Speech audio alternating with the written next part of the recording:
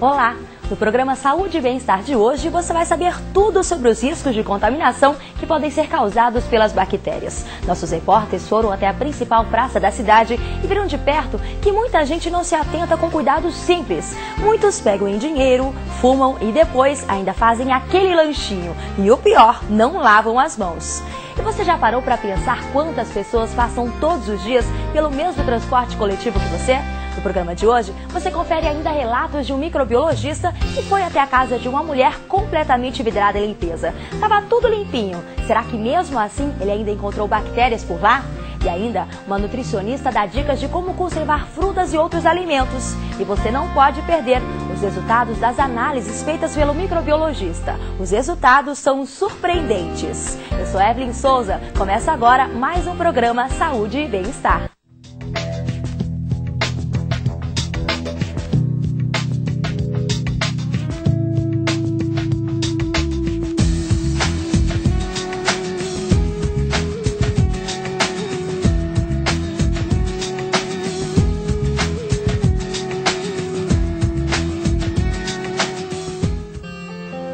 Sabia que em uma única mão é possível encontrar aproximadamente 150 tipos de bactérias?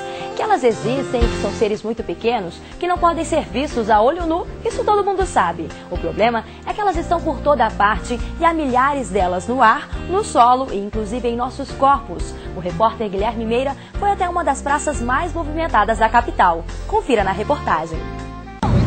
Todos os dias andamos por ruas, praças e outros locais públicos e não reparamos aonde encostamos as mãos ou no que estamos segurando.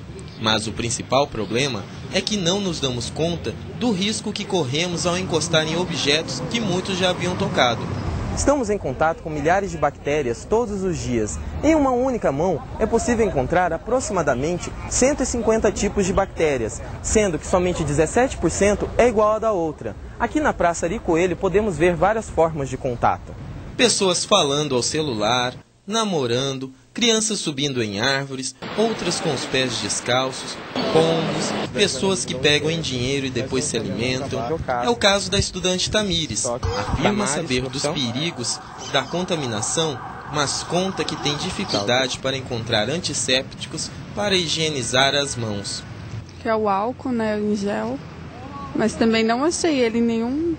Deveria ter nos mercados que a gente compra, né, mas não tinha.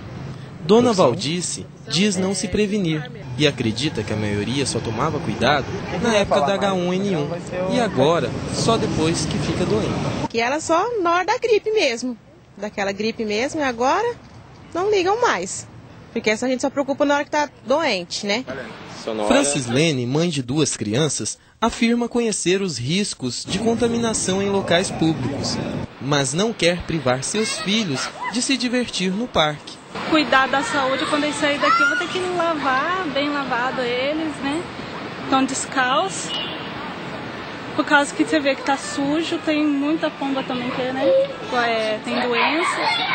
E o cuidado que eu vou ter depois que sair daqui vai ser limpar bem, lavar o pé deles, a mão e ir embora correndo para tomar banho. Andar de transporte coletivo é um ato muito comum, não é mesmo? Mais comum ainda é segurar na barra de segurança do transporte. Mas você já parou para pensar quantas pessoas circulam pelo mesmo ônibus que você? E quantas bactérias devem ter por lá? O repórter André Fava e um microbiologista fizeram um passeio em um dos transportes da capital. Confira. Aguardando sentados ou em pé, minutos podem se tornar horas ao esperar o transporte coletivo, que muitas vezes chegam lotados. Passageiros sobem e descem para o seu destino dia após dia. A superlotação e o desconforto não são os únicos problemas nos transportes coletivos em Campo Grande. Você já imaginou nas bactérias? Estamos aqui com o especialista em microbiologia, professor Rodrigo Bolejo, que irá nos dar umas respostas.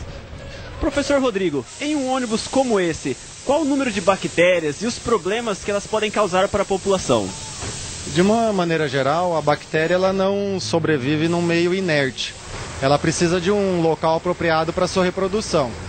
Então, dentro do ônibus, o que a gente pode esperar é que possamos encontrar cerca de 30 a 100 espécies de bactérias, que são as espécies de bactérias que comumente são encontradas na pele humana ou nas mucosas do corpo humano. Simples atos como segurar na janela, no banco ou na barra de segurança já favorecem a contaminação por bactérias. E os passageiros, sabem que no ônibus são transmitidas diversas bactérias? Que cuidados eles tomam? Lava a mão com sabão. Água e sabão, bastante água e sabão. Tomo banho. Vou lavar as mãos. Eu tomo banho já. Lavando bem as mãos para não pegar as bactérias, né? O professor Rodrigo fez a coleta de amostras dos locais onde temos maior contato no dia a dia. As amostras serão levadas ao laboratório para analisar os diferentes micro-organismos encontrados em um ônibus. E na matéria a seguir, você vai ver que nem sempre casa arrumada e limpinha é sinônimo de ausência de bactérias. O repórter Guilherme Meira foi até a casa da dona Sara, acompanhado do microbiologista Rodrigo Balejo, e mostrou que as bactérias podem estar onde nós menos imaginamos, como, por exemplo, na pia da cozinha. Os cuidados com a higiene e limpeza devem ser diários para evitar a contaminação por bactérias. Essa prática garante uma vida mais saudável. Os cuidados com infecções não devem ser tomados somente nas ruas, mas principalmente dentro de casa. E aqui Dona Sara nos mostra como ela faz para se livrar das bactérias. Dona Sara conta que a higiene é um hábito constante em sua rotina. Sua casa é organizada de forma a facilitar a limpeza. Nós temos uma rotina que todo dia é feita a mesma coisa. E de 15 em 15 dias uma faxina geral, de cima e embaixo. O professor e microbiologista Rodrigo também esteve na casa de Dona Sara para coletar amostras e analisar se a forma que a massoterapeuta limpa a casa está correta. A gente pode perceber que a Dona Sara é bem preocupada com relação à contaminação que possa existir do lado de fora da casa dela para com o lado de dentro da casa dela, principalmente na cozinha, que é a área mais crítica realmente, porque é onde são processados os alimentos, onde a família passa em conjunto a maior parte do tempo, então pode haver uma contaminação cruzada de bactérias que não são normais dentro do nosso organismo para bactérias que são transitórias que possam vir a colonizar e provocar a doença. Agora vamos ver se realmente condiz com o que a gente pode vir a achar dentro do laboratório depois da gente ter coletado todas essas amostras. E daqui a pouco você vai conferir o resultado de laboratório das coletas feitas pelo microbiologista. Será que ele encontrou muitas bactérias por lá? Não perca, o programa Saúde e Bem-Estar volta já já.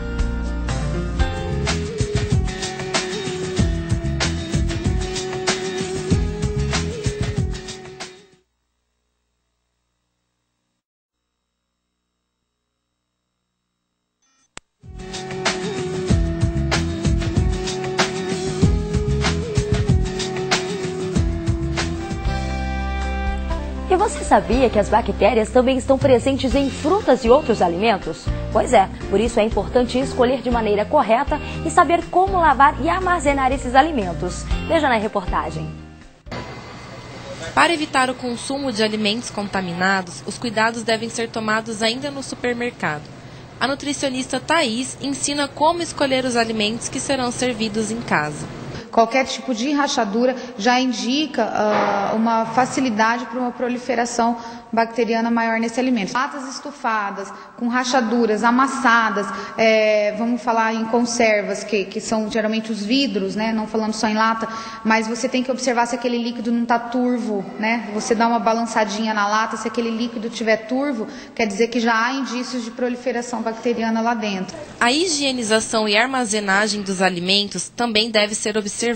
Tirar toda a embalagem que a gente adquiriu no supermercado, qualquer outro lugar que a gente comprou esses alimentos, a gente descarta essas embalagens, sanitiza em casa esses alimentos em água corrente, tá? Não é necessário em todos os alimentos, as frutas, as verduras, aquela buchinha, tirar todo o excesso de água, né? Porque quanto maior a quantidade de água que possui nesses alimentos que eles ficam, né, dentro armazenados, a chance de proliferação bacteriana é ainda maior. Um erro grande cometido pelas donas de casa é achar que o vinagre mata as bactérias. A nutricionista indica o produto correto para eliminar os micro-organismos. O vinagre, na verdade, ele não vai pegar toda a parte de agrotóxico mesmo, ele não vai acabar com essa parte, com essa contaminação dos alimentos. Para a sanitização mesmo das verduras e das frutas, são produtos à base de hipoclorito de sódio, que são esses sanitizantes próprios para esse tipo de consumo. Além da higienização dos alimentos, é necessário armazená-los de forma correta após o cozimento, o que contribui para que eles durem por mais tempo. Não é necessário que se armazene um alimento extremamente quente ainda dentro da geladeira. Esse alimento ele não vai estragar a ponto de esperar 10, 15 minutos um esfriamento mais ideal desse alimento. E agora chegou a hora de conferir os resultados das coletas que foram feitas pelo microbiologista em um ônibus de transporte coletivo e na casa da dona Sara. Será que eles encontraram muitas bactérias? Vamos ver? Com as amostras coletadas no ônibus e na casa de dona Sara, foram feitas várias análises para se chegar a um resultado final. Estou aqui no laboratório de microbiologia da Anhanguera Uniderp e após 7 dias da coleta no ônibus e na casa de dona Sara, o professor e microbiologista Rodrigo Balejo nos mostra o que foi encontrado. Professor, o que foi encontrado no ônibus? Então, no ônibus, o que a gente pôde observar de todos os pontos que nós coletamos, a existência de bactéria, de uma maneira geral, no ambiente onde a gente vive é normal. Porém, a gente encontrou algumas peculiaridades. Um número muito grande de atividade fúngica dentro do ônibus, onde a gente pôde observar que no vidro e no corrimão do ônibus foram os locais onde a gente teve uma área de contaminação maior com a presença de fungo. Na área de corrimão, nós podemos observar que quando nós levamos esse tipo de colônia para o microscópio óptico, num aumento de 100 vezes, a gente pôde observar que a gente encontrou um tipo de fungo que pode causar até pneumonia. É um fungo do gênero Aspergillus e que não é comumente encontrado nessa área e que pode, de uma maneira geral, naqueles pacientes mais debilitados, vir a produzir até doença como a pneumonia. Na casa da dona Sara, nós encontramos, de uma maneira geral, um número menor, menos da metade do número de espécies de bactérias. E aqui a gente pode observar colônias de bactérias que foram encontradas dentro da casa da dona Sara, no corrimão da casa dela, na pia da cozinha, onde a gente pôde encontrar bactéria e fungo, na pia da torneira, na pia e na torneira da cozinha. Nós também coletamos na dona Sara no banheiro, na pia do banheiro. Uma peculiaridade também foi que nós encontramos bactérias que são mais patogênicas, que são bactérias gram-negativas, no suporte de talher. Então, quando a gente coletou a amostra do suporte onde a dona Sara guardava e secava o talher, aquele ambiente foi o ambiente mais contaminante da dona Sara. De uma maneira geral, outras áreas como o vidro do ônibus ou essa amostra que mostra a pia e a torneira que a dona Sara tinha na cozinha, onde a gente quase não tem formação de colônia, é sinal de que a limpeza dela está sendo eficiente. Observando todas essas bactérias que foram encontradas, tanto no ônibus como na casa de dona Sara, a gente vê umas que são enormes, mas nem sempre tamanho quer dizer perigo.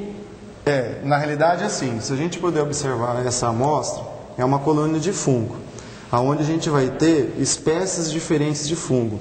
O fungo, de uma maneira geral, ele pode ser utilizado até na alimentação, Nós temos aí algumas espécies de cogumelos que são comestíveis, e aquele cogumelo, ele é um fungo. Um fungo numa forma de estrutura morfológica diferenciada de outros. O que nós encontramos dentro do ônibus foi o Aspergillus, que é um fungo que tem uma característica diferenciada.